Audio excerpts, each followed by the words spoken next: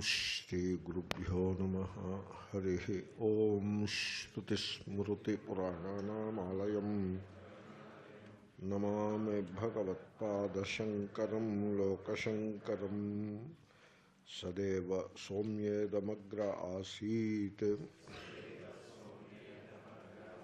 Ekamevatvitiyam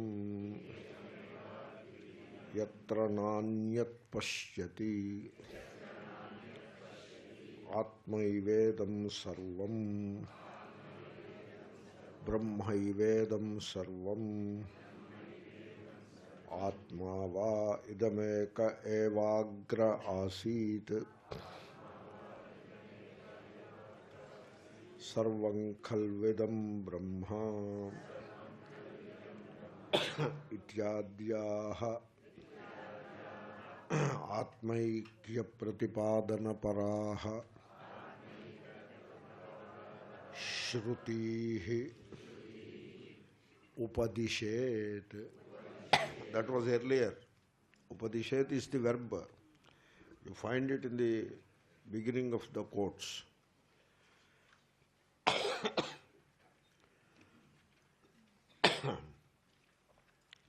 Atmaikya Pratipadana Paraha Shrutihi Upadeshet. The Acharya should instruct the Shrutis, the teachings, which expound on the oneness of Atma. That is the Vakya.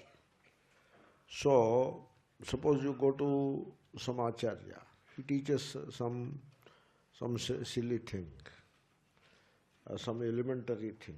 What is the use? You don't get anything from it. Stories you can read yourself. You don't need a teacher to read. Do you know Chandamama Balamitra? You know that? Some story, English version could be like Harry Potter, etc. Do you need a teacher to teach all those stories? You can read yourself, you know. You don't need a teacher. So for grammar, etc., for like mathematics, you need a teacher. For Atmaikya means Atma is myself, and that is one. All is myself. Atmaivedam sarvam. All this is myself. Generally, myself is the subject and all this is the object. But now, what you are looking at is yourself. Atmaivedam idam sarvam atmaiva. How? This is the Shruti that talks of the oneness of Atma. Now, there are a few interesting issues or aspects with that Vakya. Sadeva Somyakadamagrasiti Chandogyopanishad. Yatra Nanyat Pashyati Chandogyopanishad. Atmaivedam Sarvam. So, that is Brihadaranyukopanishad. So, first comes Samaveda, then came Yajurveda, and then Atmava Idameka Evagra Asit. That is from Aitreya Upanishad, that is Rigveda.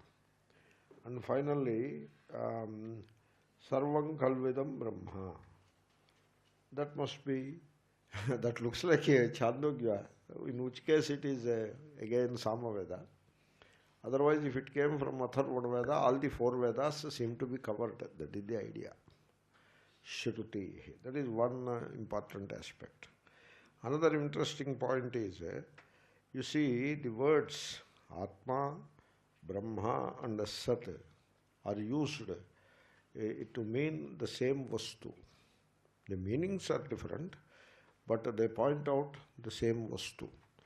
Like Ramo Dasharathihi, Ramaha, name of a person. Dasharathihi is also the same person, the son of Dasharatha. Meaning of the word is different. But the object which is pointed out by the words is the same. Shabda Pravurti Nimitta is different, but Nirdeshya is same. Got it? So, therefore here you are looking at one reality, one truth. And now the truth is called as Sat. We have seen that. It is also called Brahma. The Brahma Vedam Sarvam, Sarvam Khalvedam Brahma, etc. That is also the name given to the truth. You see, the truth which is one without a second, then it cannot have any attributes. It is attributeless, utterly attributeless, in which case it cannot have a form and hence it cannot have a name. The reality is nameless and formless. It is so unfortunate to see people stuck badly with forms and names. The names which point out to the nameless is great. They are great. Such names could be helpful. You have to do something about what is there, you know. The fellow is sitting with 1,000 names. Now what to do about it? Look at those names. They seem to be pointing out to the nameless and formless reality. Okay, God bless. He is doing something useful. Hopefully one day he will be guided in the right direction. So that kind of a Sahasranama or Shata, Ashtottara Shatanama could be useful. In that sense, Vishnu Sahasranama is useful. Majority of the other Sahasranamas are parodies. They are imitations. So because Vishnu there is Sahasranama, therefore we should have a Sahasranama for everything else. For Gayatri you want to have Sahasranama. Gayatri is a chandas to begin with. Then first you make it into a Devata and then have 1,000 names. And then some other Sahasranama, some other Sahasranama. Like that there are so many Sahasranamas. So these are all put together Sahasranamas which do not have any direction. The only direction seems to be somehow make up 1,000 names. That is the only direction that seems to be there. Therefore, they are all not very useful, and also they do not point out to the higher reality. Suppose you say, Sahasrana, if I say it, it doesn't sound nice also, you know. So in Sahasranama, you go on saying, in childhood he played marbles, and then he played cricket, and then as he grew up he went to high school. Like that if you write namas, what is the use of those namas? And so most of these asanamas will be like that only. All phenomenal. Phenomenal mane, all things that are done by him are listed. And that makes some 100, 200 namas. Just to go on spinning there only, recycling there only. Somehow manage to get 1,000 names. And those names will not help you to rise above the names and forms. Those names will hold you back in further names and forms. You see, it is like you are in a prison and you want to improve the prison within. You don't want to come out of the prison. You want to improve the prison and make it clean a little more. Or decorate it. The prison, inside the prison, decorate with flowers. And there put an altar and try to do something about it within the prison. You don't want to come out of the prison. And after a while what happens is you have developed so much attachment to the prison, even if they want to send you out, you don't want to go. Aisa ho jata hai. Anyway, so the reality is essentially nameless and formless. And now you give a name to the nameless. So Sat is a name that is given to the nameless. The name should be like that. Achyuta. Beautiful name. That which never comes down from its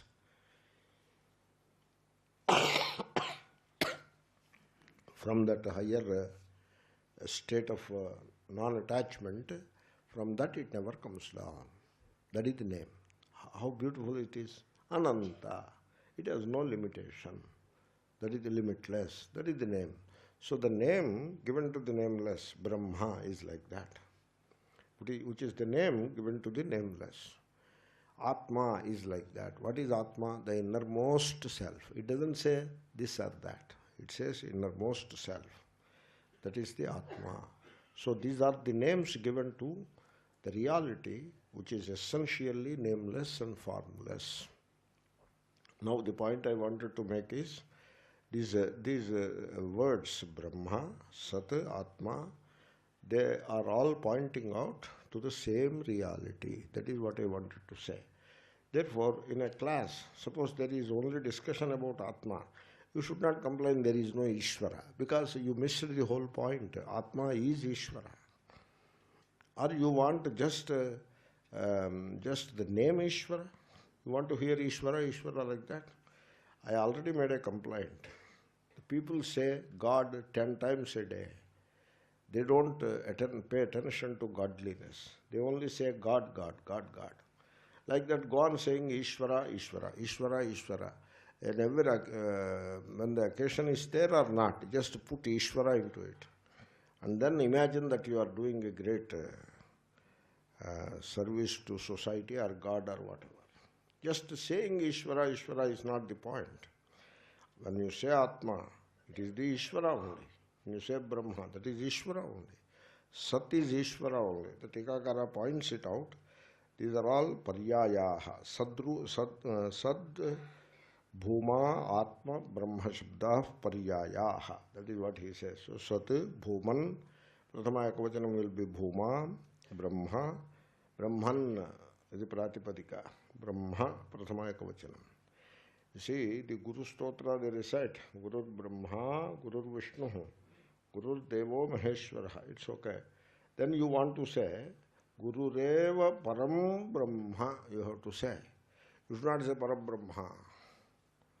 Dirgham should not be there. Don't do samasa. If you do samasa, Param becomes Param Brahma, and okay, if you want to do, you can do, but the right way it is Param Brahma. Tasmai Shri Gurave Namaha Saraswathi. You have to say like that. Because I heard people saying slightly differently, I thought I will point out. So, therefore, so Atmai Vedam Sarvam. We come back to the point. All this is Atma. You see, I was saying that there is, when you say there is something, part or whatever. So that is the sense of being. There is the sense of being. Isness, the sense of being. And then I am is also the sense of being. Now, the sense of being is divided. I am the sense of being, there is the sense of being. Sense of being is divided, means the being is divided, apparently. But then the division is false. The division is wrong. You see, to take an example, there are 10 fans rotating. But there is, in every fan, there is the power which makes it rotate. Because the fan itself is not independent and self-sufficient. It needs to be empowered or energized by the electricity. So there is electricity. You can say it is the self of every fan. Electricity is the self of the fan. Electricity is also the self of the bulbs that are glowing. Electricity is also the self of the mic that is working. But now how many selves are there now? There is only one self. You could readily understand that there is only one self, because you have understood something about electricity. Suppose I tried it experimentally. I tried with a villager who did not know much. He was not sure it is one electricity. He was not sure. He was thinking that the electricity that is in his house is inferior. He is a poor man. Government gave him one line and gave one bulb. One bulb is what all he has. And then he sees the master's house in a different locality, and the house is full of electric gadgets and all that. He believes that the electricity in his house is a different electricity from the electricity in his master's house. He believes like that. Why he believes like that? Why can't he see such a simple truth that electricity is one, which is the self of every single fan, the self of every single bulb, self of every single gadget, but the electricity is one, the self is one. So why can't he see that? Which you and I can so readily see. Even a 10th class student probably can see it, But this illiterate person could not see it. Why can't he see? There could be some reason. What is the reason? He is not trained, he is not educated to see the oneness, and he is entrenched in fragmentary thinking. That is his problem. That's why he cannot see the oneness of electricity. Okay? Now, thank God all of you are able to see oneness of electricity. I hope so.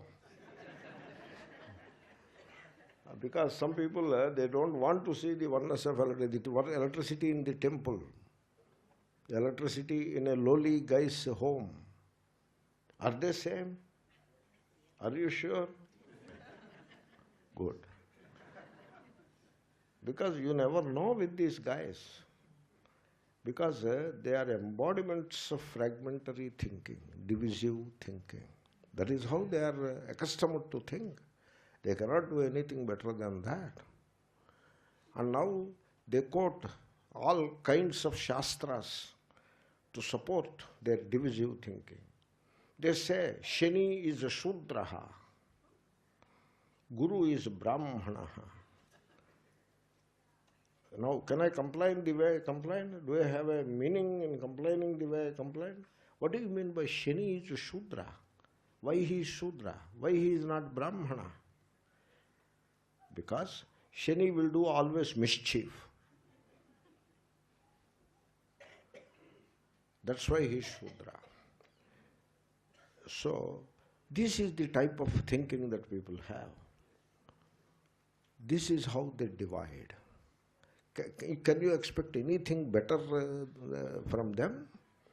Can you, with that kind of a mindset, can you expect them to understand the oneness of the truth? How is it going to happen? Do you have a right to complain or not?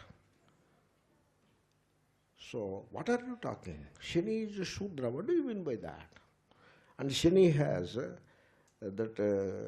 what is that? Eyesight is somewhat Vakra Drishti. That is Vakra Drishti means a crooked eye, but also sometimes people have crossed eye. Quint. Shani has that. That is the conclusion.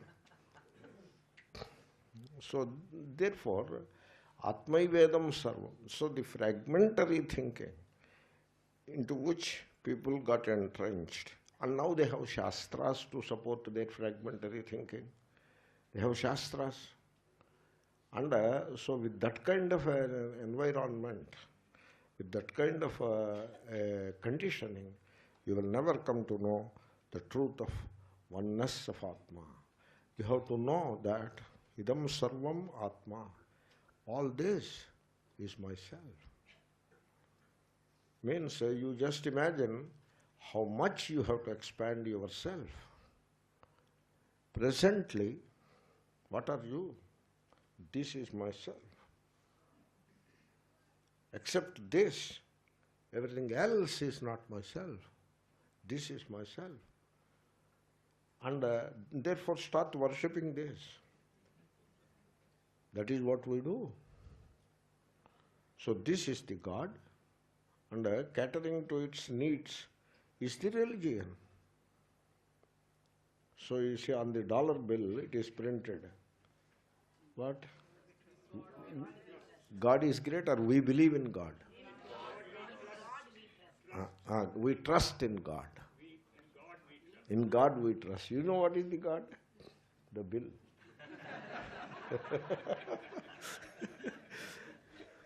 Therefore, so you are so attached to this form that you have to keep it in good health. I don't deny that, because otherwise it will come in the way. It won't allow me to go beyond. That's why I have to keep it in good shape. But that is not the point. You have to, this is the God, and I have to worship this God. And worshipping this God, catering to the needs of this body is the religion. And then constant fear that it will become defiled. Our body is already defiled. Body, is it going to be defiled? By somebody is touching, it will be defiled. Is it not already defiled? Body is ever impure. Do you know this? Body is a machine. Like every other machine, it also produces something. Like a donut machine produces donuts. Right? Ice cream machine produces ice cream. The machine called body produces impurities. And you are worried that it will be defiled by somebody else coming near. What are you talking of? Brahmajnana. There is Brahmajnana in that. Therefore, you have to expand a lot your vision. You have to expand a lot. You see, I'll give you an example. Some mathematics example, not very difficult mathematics, you can easily understand. So you visualize a circle, a small circle. The circle has a center and a small radius because it's a small circle. And because the radius is small and the circle is small, its curvature is highest. And its concavity means that curvedness within includes very little, right? And excludes everything else, right? It is concave, it's concave towards very little and excludes everything else, okay? Now, you expand the circle, make it a bigger circle. Now, as the circle, next bigger circle is the radius increases. As radius increases, the curvature reduces and concavity increases, means inclusivity increases. Now, still it is excluding everything else, right? But it includes a lot more. Now, increase the radius, make it further high, bigger radius. Now, again, as center remains the same, center will be there, one center, the radius is much bigger. Now the curvature is reduced.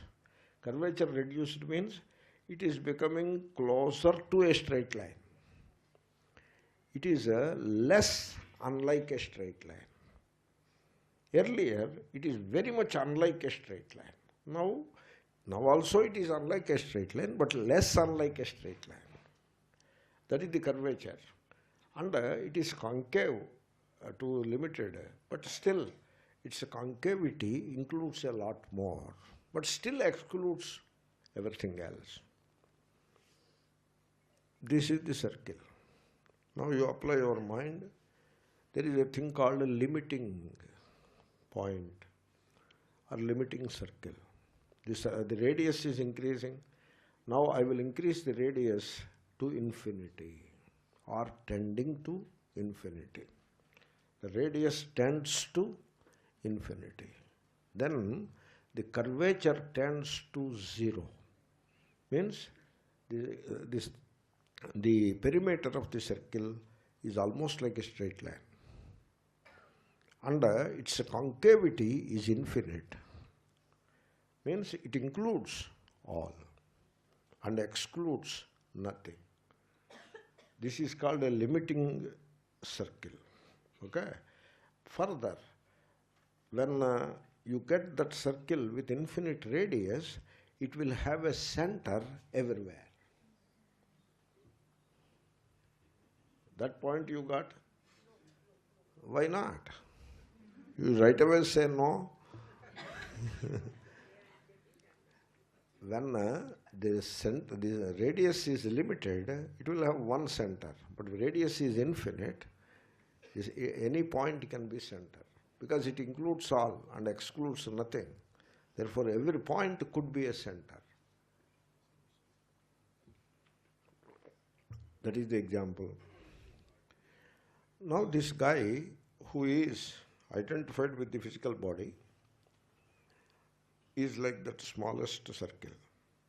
He includes one physical body and excludes everything else. Everything else is not self. This physical body alone is the self. Therefore I love, self is what you love. Therefore I love the physical body, nothing else. Why should I love the physical body? Because it is not physical body, it is myself. Identification, you know. Because I am saying, I am talking of discrimination, I am saying physical body. But the person who identifies, he doesn't say physical body. He says it is myself, total identification. So that is the smallest circle. Now this guy, he expands a little. He expands a little. And now he marries a lady. Now into his concavity, the lady has come in. Come within that concavity. And then children also. Let us say two. We two, ours two. Aham, avam, vayam. So, therefore, the radius has increased now. So, as the radius has increased, now within the circle you find himself, his wife and two children. He doesn't want to put in-laws and parents and all that. They will remain outside the circle. So he will pay some lip sympathy occasionally, but otherwise they remain outside the circle. Therefore, this is what is called me and my family syndrome. Just wait. It will come. Yeah, it has become very poor.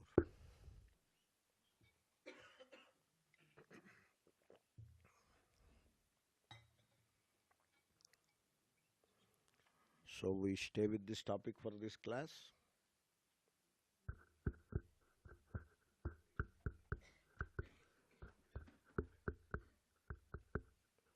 It will come.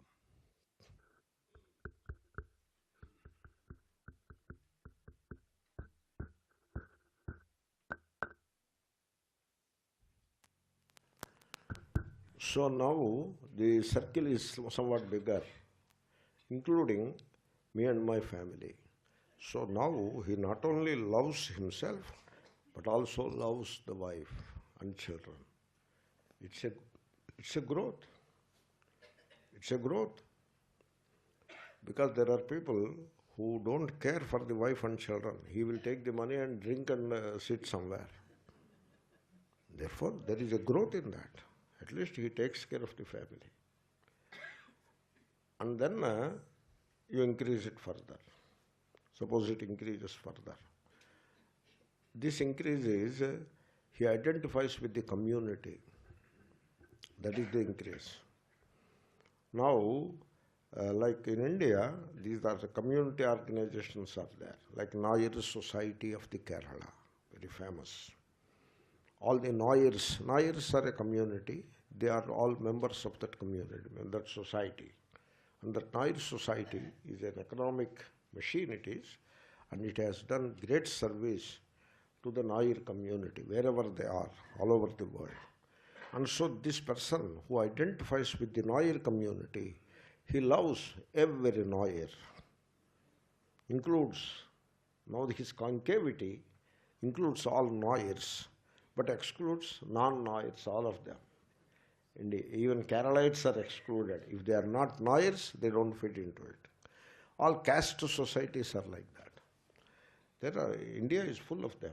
You must be knowing it. Suppose you go to, there is a place in Andhra Pradesh, or maybe Telangana now, called Srisailam. You get down there, you will find all chaul trees. Chaul tree means a public place, satram they call chaul tree. Every chaul tree has a name with a caste. Brahmana satram, Kshatriya satram, Vaishya satram, then Setti Balija satram, Kapu satram, every satra. Once I went to a Kshatriya satram. I said, give me a room. Are you a Kshatriya? I don't know. Give me a room. So I took them room without claiming that I am a Kshatriya or whatever. They gave me. They had to give me. So this way, they are so, there is expansion. There is expansion. But again, the expansion is only that much. The concavity includes all the community people, but outside the community, they are excluded. In this, what happens is, there is love for everybody within the concavity, and therefore outside the concavity there is either hate or indifference. In this, there is a great advantage that people within the concavity get benefited because of that love, but the love of that kind of a limited love leads to caste wars. They happen in India all the time. When an election comes, it is the Mahabharata battle of all the castes. In Mahabharata, many kings came and fought with each other, whereas in an election, especially in a place like Uttar Pradesh, etc., all the castes will be fighting with each other. That is how elections are fought. And quite often, because of this caste identities and there is love for one's own caste, and in a given situation, it is provoked in the opposite direction and becomes hate. The identities are like that. When things are favorable, the identity doesn't seem to be painful, doesn't seem to be toxic or hostile. But when the person is provoked adequately, the identity, it turns into hate. Like, I am a Brahmana, I am very sure about it. You are what are you? I am a Kshatriya. Okay, good. We live together. But if there is enough provocation, then I will go and attack the Kshatriya. The provocation must be there. Because there is no provocation, I am eating my food, you are eating your food, we are goody-goody. Because of the divisive thinking is there, you know. When there is divisive thinking, fragmentary thinking, with enough provocation, it turns into hate. Because the love is not pure anymore. Therefore, these community leaders, they cause caste wars and community wars, in which many people are killed and a lot of blood is spilled. Suppose you expand further. Take the expansion to the national level. And then you are a nationalist. There is a difference between patriotism and nationalism. Patriotism is merely the love for the fellow country people. Whereas nationalism comes with a lot of pride and a feeling of superiority, and then our nation is supreme, our nation is superior. Why? Why our nation is superior? You know why? Because I am born in it. What a reason it is. What kind of a reason it is. And then all other nations are inferior. This kind of superiority of nationalism, it is in its ugly form, it is called fascism. And this fascism is responsible for the Second World War. And I don't know much about the First World War, but I studied a lot about Second World War. It is entirely caused by the intense nationalism, like German nationalism, Italian fascism. Not only Germany and Italy, they were the main Axis powers, but there are other countries like Romania, and then Hungary, and other countries, Austria even. In all these European countries, there was intense nationalism, and Czechoslovakia, and because of which the feeling of nationalism was so strong that those who are of the same nationality are my brothers. I love them. I am ready to sacrifice the life for them. But the other national people are inferior, and they should be subjugated and also killed. Therefore you have wars. The Second World War, the most brutal world war. So, therefore, the nationalism, it is such a great expansion. The person sacrifices his life for the love of his fellow nationalists, fellow countrymen. There is a spirit of pan-Indian feeling. And I love the fellow Indians, or maybe fellow Americans, whatever. And for the sake of my love for them, I am ready to sacrifice my life. Very, very wonderful thing it is. Very inclusive. Very greatly inclusive. But these nationalists, they start bitter wars. All wars are started by nationalists only. Japanese nationalism of the Second World War, the most militant nationalism was there in Japan, even more militant than Germany. Japanese nationalism of the Second World War. So the nationalism on one side, on the inclusive side, it is very great, but on the exclusive side, it is most destructive. Suppose you expand further, in which you love every human being. This is called humanism. There is a big movement like that, humanism. In Hyderabad, I know a humanist. He's a great scholarly person, and he's a well-known humanist. Shall I tell the name? Gogineni Babu. Big name could be there, that is a small part, brief name. He's a humanist, well-known all over the world. Not only in India, he goes to Europe, London, and he's a humanist. And he works for the human beings.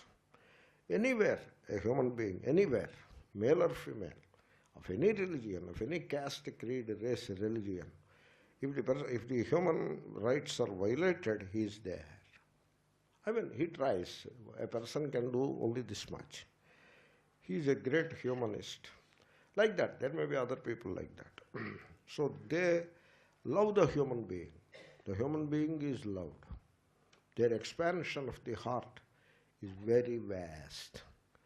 But they don't have that love for animals. I'm not saying about Gogineni or somebody, a particular person. Generally, the humanists, they don't care for animals. Daily, millions of animals are slaughtered for the sake of filling the tummy of all these humans. Why should it be like that? Why should I kill an animal for the sake of my comfort?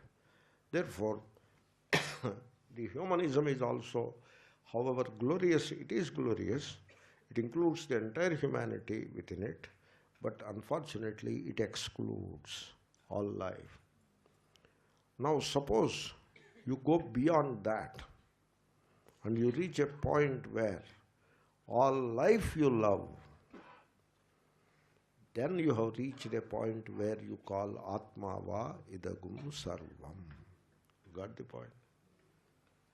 That is the kind of expansion Vedanta talks about. That's why when students of Vedanta, they study the Shruti, which has soared to the infinite heights of the vision, in which there is no fragmentation whatsoever, there is no division whatsoever. They study that Shruti, pay some lip service to that Shruti, and then convert it into a dead letter by practicing divisive customs. Isn't it so? So, where is Atmava idagam sarvan? Where are the type of customs that we follow which divide man from man? What a misfortune it is. We have converted the Shruti, which says Atmava idagam sarvam, into a dead letter. That is the most unfortunate thing. That is also the reason for the downfall of India in the medieval periods. Therefore, now a point comes when you are able to love all life in this creation. Here, I have replaced the word Atma with love. You should notice that. There is a reason for that. The reason is Atma is love. Whatever you love is Atma, and whatever is Atma, you love it. Atma and Priyaha are kind of paryayas, synonyms, kind of synonyms. Whatever is Priya, loved by you, is the Atma. And whatever is the Atma is the loved one. Now, you have to expand. You see, here is a person who is like the gyrating or spinning, that wooden thing that spins, top, spinning top. They call it top? Yeah. So it is spinning. And it spins with a tremendous speed. It is called gyrating motion. And because if it spins slowly, it will fall. It acquires a particular speed, then only it can stand. And it stands and appears static. But it is not static. It is spinning vehemently. But it is spinning around itself. And people who are devoted to this body are like that spinning tops. They are very active in life. They make a lot of money. They do many things, but all aimed at oneself. Our religionists are no different. They do all rituals and pujas and all that. Like that top was spinning. Very active. Big pujas. For what? I should go to heaven. Is that not like that spindle kind of? Is it a spindle? Whatever. The top. Therefore, a very active guy, but all activity is self-centered, or activity arising out of self-concern or fear, very active, but he is like that spinning top, entirely self-centered. Now, he improves, he grows. Suppose you are like that to begin with. Let us say. Now you grow. How do you grow now? You are, like a horse going round and round a ground. Horse run. It covers a long area, a long distance it runs around, and it includes a lot of area in between. Like that, he gets married and children. And so he is now like the horse running around a particular area.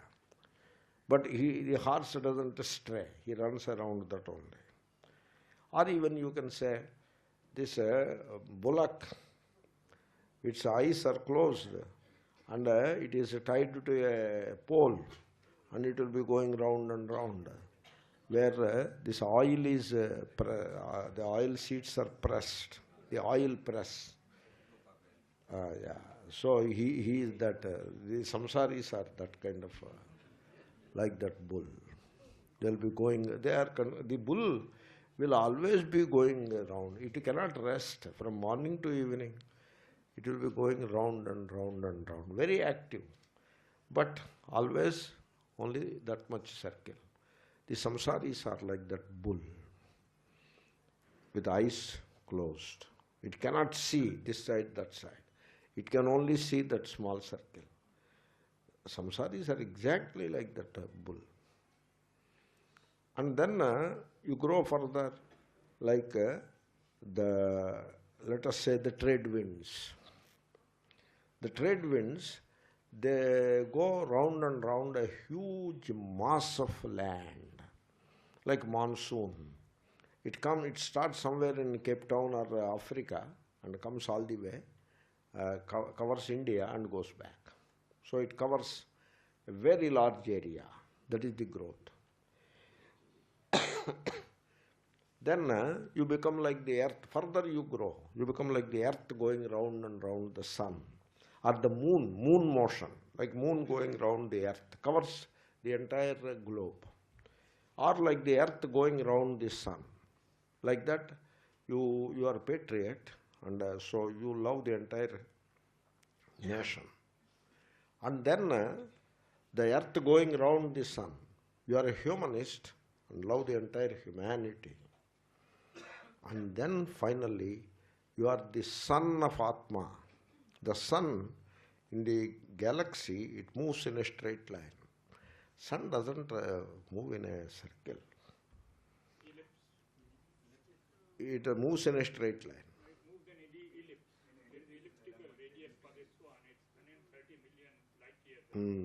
So for us it looks like a straight line. What about this zodiac and all that? Uh, so therefore our people are have a fertile imagination about all that. Therefore it moves in a straight line. In the galaxy, the sun moves in the straight line. That means now the circle has reached the infinite radius. Therefore the Mahatmas movement, Mahatmas are also active. They are also active. Not only the spindle or the spinning top is active, not only the bullock is active, not only the horse is active, not only the trade winds are active, the moon is active, the earth is active, but also the sun is active too. The sun is moving in a straight line. Take it like that, moving in a straight line in the galaxy.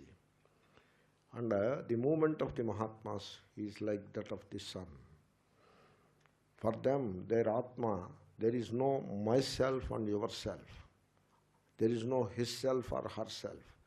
It is all one self, which is the self of all. That is the circle having the center everywhere. The circle with infinite radius having the center everywhere. So I have given two illustrations. So to cover this Sarvatma Bhava. So you have to grow to that vision. That is what Vedanta is. Now don't say it is difficult. You see, when you love a thing with all your being, then it is not difficult.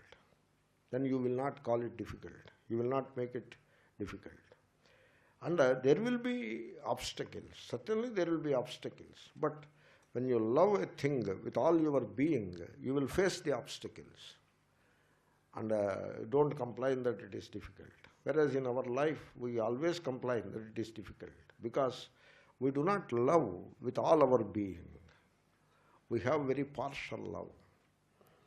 We love in a very conditioned way. Very conditioned. We love Vedanta, but subject to a variety of conditions, we love Vedanta.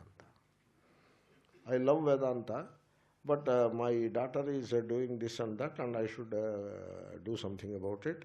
My son is yet to get married, therefore I have to do something. So with all, subject to all these conditions, I love Vedanta. So samsaris are like that.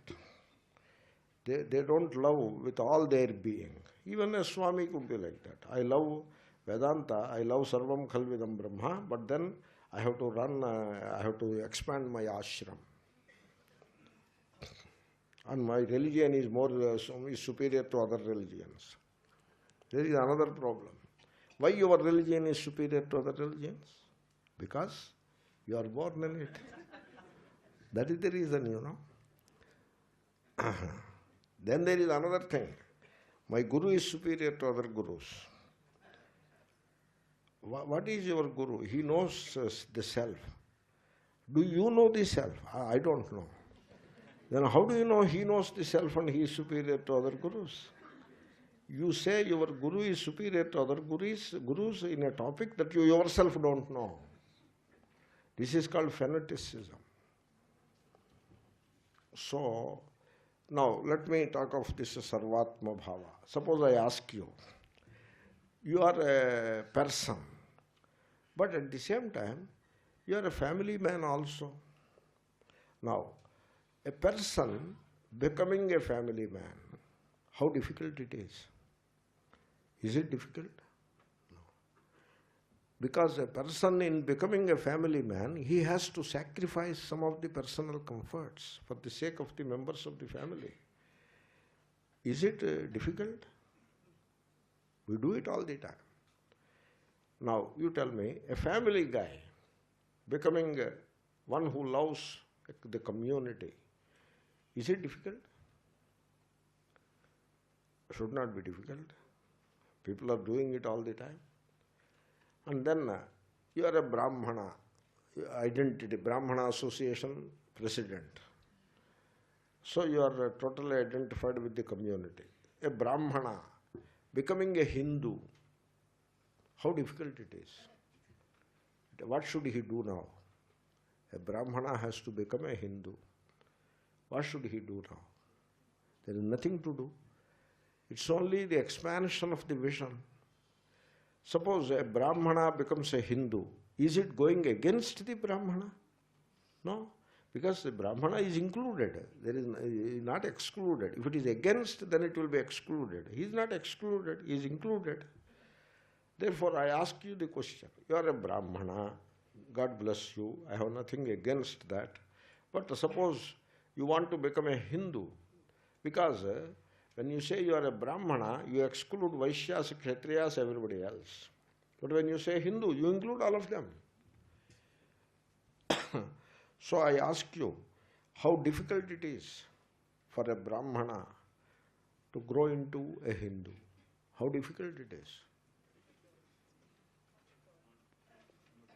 Good. The response is very encouraging. Now I ask you, how difficult it is to be for a Hindu to become an Indian. Let us take it like that in the present context. Because in India, there are not only Hindus, but there are Christians, there are Muslims, there are Parsis, Sikhs. Sikhs are within the Hindu fold only in a way. So, you are a Hindu, but there are other than Hindus also. 80% are Hindus, but other communities are there. Other ethnic people or whatever, religious people.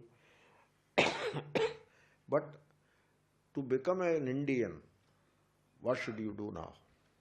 What is to be done? You have to overcome your own pettiness, your own identification. You have to overcome that. Now, whether it is easy or difficult, you decide. There is no thing to be done about it. It is not about karma. As an Indian, as a Hindu, you are great, but you better feel like an Indian, so that now you include in your vision or in your concavity or in your love, now the love that you have, it covers not only Hindus but other communities also. Now I ask you, how difficult for an Indian to become a humanist? Should not be difficult.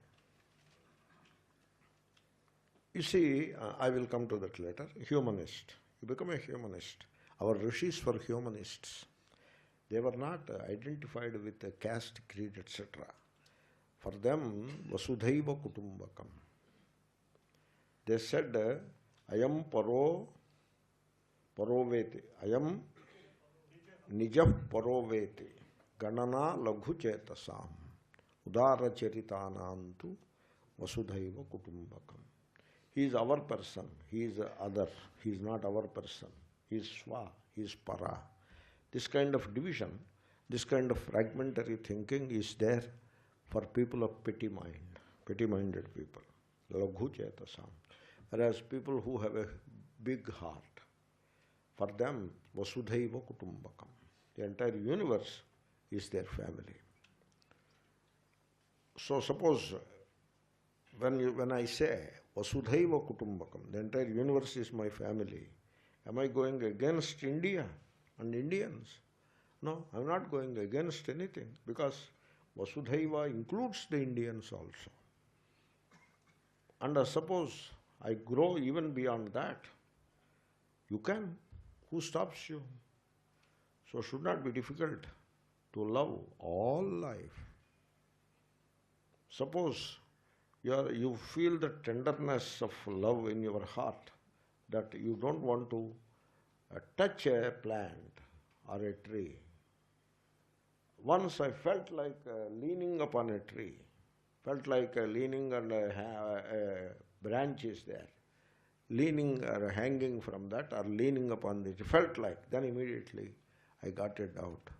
Should I do that? First I should ask the tree permission. Oh tree, please permit me to lean upon you. And if it gives permission, I can lean. But in the absence of that permission, how can I lean?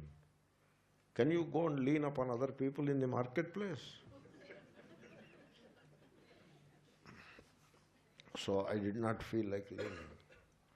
I did not feel like touching it. I did not feel like plucking a leaf or a flower or whatever.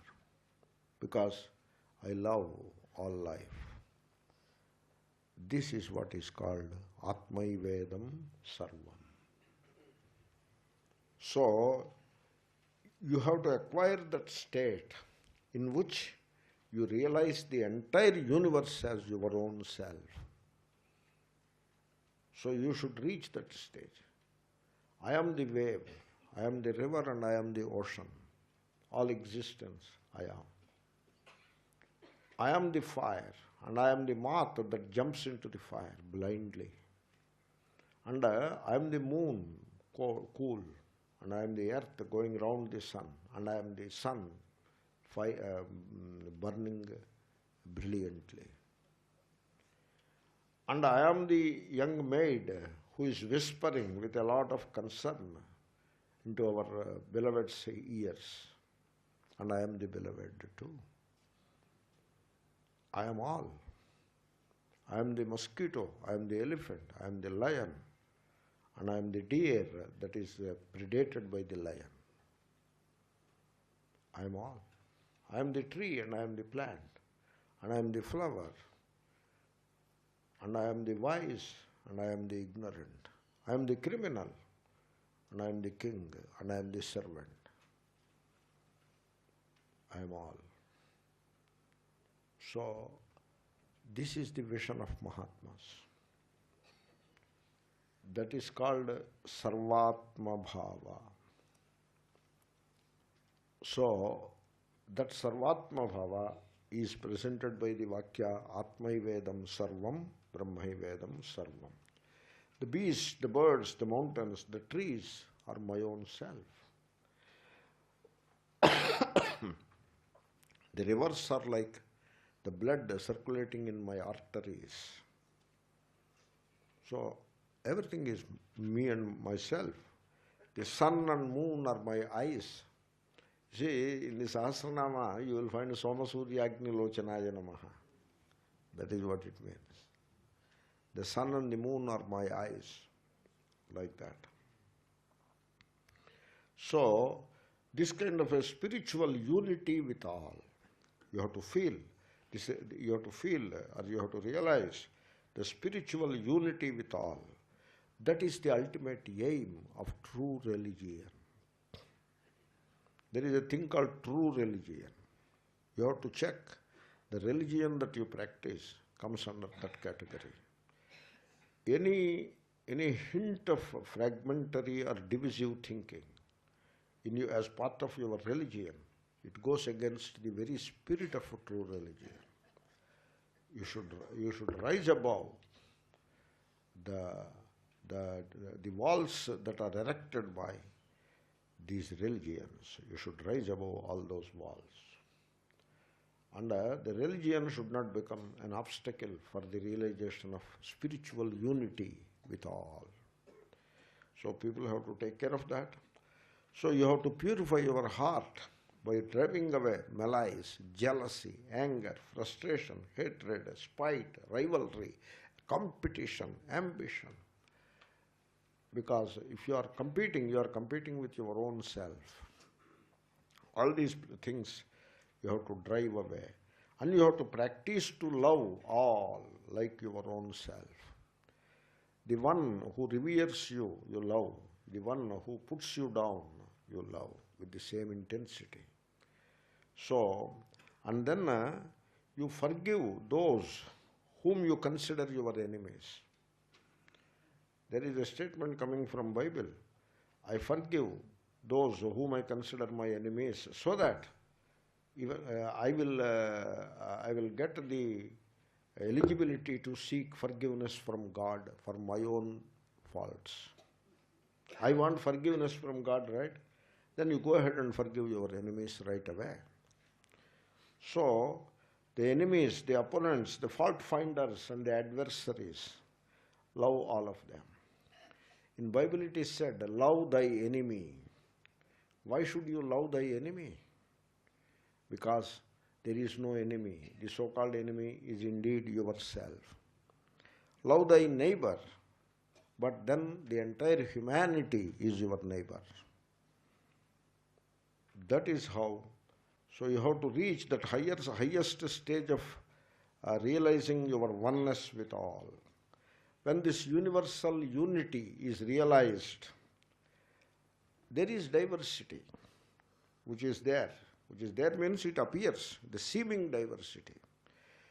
The diversity is strikingly visible.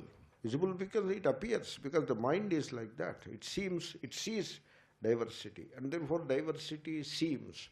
Therefore, you need not fight against the diversity. It is not a fight or it is not a reform. It is reaching that highest level of oneness with all. When this universal unity is realized, in this, a man has nothing to worry about now. All your fear will come to an end, because there is nothing to be afraid of, because there is only one self. Therefore, when you discover this oneness, in that oneness, all evils and virtues, all opposites, pleasures and pains, good and bad, good and evil, etc., all the opposites will dissolve like salt in water. That oneness is a universal solvent that dissolves all variety of the universe. So, there is no you and there is no he or she. There is only I. There is no second person and third person. There is only first person. That is I. And I am all. You have to just feel this unity in yourself. And then you have to feel that all this creation is your own body. So, once you realize that you are liberated, this is what is called Sarvatma Bhava. And the Sarvatma Bhava is another name for moksha. Atmaivedam Sarvam, Brahmaivedam Sarvam. Om Purnamadav Purnamidam Purnat Purnamudachyate